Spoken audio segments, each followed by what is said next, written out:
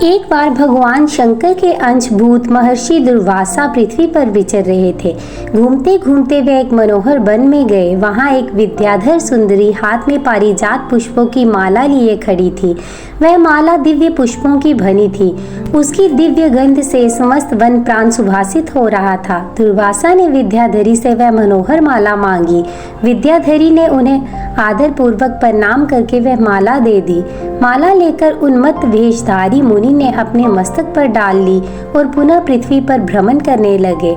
इसी समय मुनि को देवराज इंद्र दिखाई दिए, जो मतवाले ऐरावत पर चढ़कर आ रहे थे।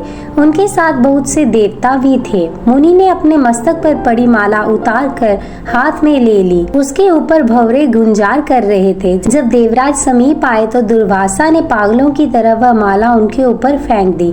देवराज ने उसे ऐरावत के मस्तक पर डाल दिया। ऐरावत ने उसकी तीव्र गंध से आकर्षित हो सूंड से माला उतार ली और सूंघकर पृथ्वी पर फेंक दी।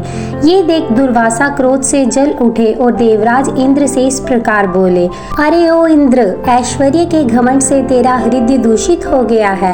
तुझ पर जड़ता छा रही है, तभी तो मेरी दी हुई माला का तूने आदर नहीं किया है। वह माला नहीं, श्री लक्ष्मी जी का धाम थी। माला लेकर तूने प्रणाम तक नहीं किया, इसलिए तेरे अधिकार में स्थित तीनों लोकों की लक्ष्मी शीघ्र ही अदृश्य हो जाएगी। ये शाप सुनकर देवराज इंद्र घबरा गए और तुरंत ही ऐरावत से उतरकर मुनि के चरणों में पड़ गए। उन्होंने दुर्वासा को प्रसन्न करने की लाख चेष्टाएं की, किंतु महर्षि टस से मस ना हुए। उल्टे इंद्र को फटकार कर वहां से चल दिए। इंद्र भी ऐरावत पर सवार हो अमरावती को लौट गए। तब से तीनों लोकों की लक्ष्मी नष्ट हो गई। इस प्रकार त्रिलोकी के त्रिहीन हो जाने पर दानवों ने देवताओं पर चढ़ाई कर दी।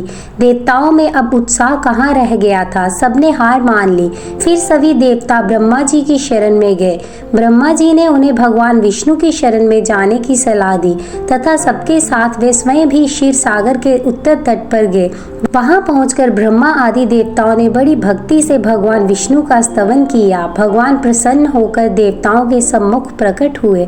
उनका अनुपम तेजस्वी मंगलमय विग्रह देखकर देवताओं ने पुनः स्तवन किया।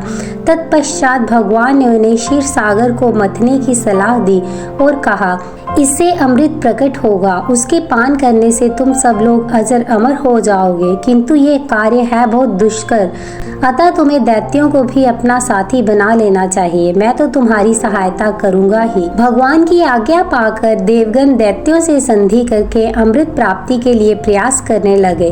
भांति भांति की औषधियां लाए और उन्हें क्षीर सागर में छोड़ दिया। फिर मंदराचल पर्वत को मथनी और वासुकी नाग को रस्सी बनाकर बड़े वेग से समुद्र मंथन का कार्य आरंभ किया। भगवान ने वासुकी की पूंछ की ओर देवताओं को और मुख की ओर दैत्यों को लगाया। मंथन करते समय वासुकी की निश्वास अग्नि से झुलसकर सभी दैत्य निस्तेज हो गए और उसी निश्वास वायु से विक्षिप्त होकर बादल वासुकी की पूंछ की ओर बरसते थे, जिससे देवताओं की शक्ति बढ़ती गई। भक्त वत्सल्य भगवान विष्णु स्वयं कच्छप रूप धारण कर क्षीर सागर में घूमते हुए मंदराचल के आधार बने हुए थे। वही एक रूप से देवताओं में और एक रूप से दैत्यों में मिलकर नागराज को खींचने में भी सहायता देते थे, तथा एक अन्य विशाल रूप से जो देवताओं और दैत्यों को दिखाई नहीं देता था। उन्होंने मंदराचल को ऊपर से दबा रखा था।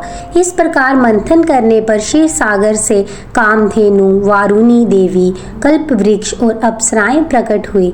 इसके बाद चंद्रमा निकले, जिन्हें महादेव जी ने मस्तक पर धारण किया। फिर विष प्रकट हुआ, जिसे महादेव ने पी लिया। तदंतर अमृत का कलश हाथ में लिए धन्वंतरी का प्रादुर्भाव हुआ। इससे देवताओं और दानवों को भी बड़ी प्रसन्नता हुई। सबसे अंत में क्षीर समुद्र से भगवती लक्ष्मी देवी प्रकट हुई। वे खिले हुए कमल के आसन पर विराजमान थी। उनके अंगों की दिव्य कांति सब ओर प्रकाशित हो रही थी। उनके हाथ में कमल शोभा पा रहा था। उनका दर्शन कर देवता और महर्षिगण प्रसन्न हो गए।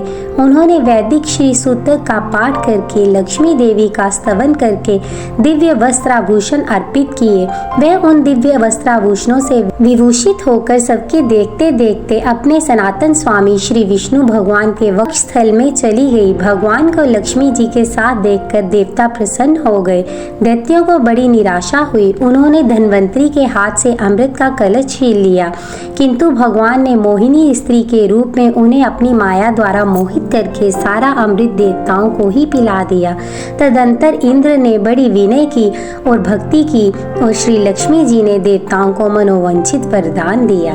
जय माँ लक्ष्मी।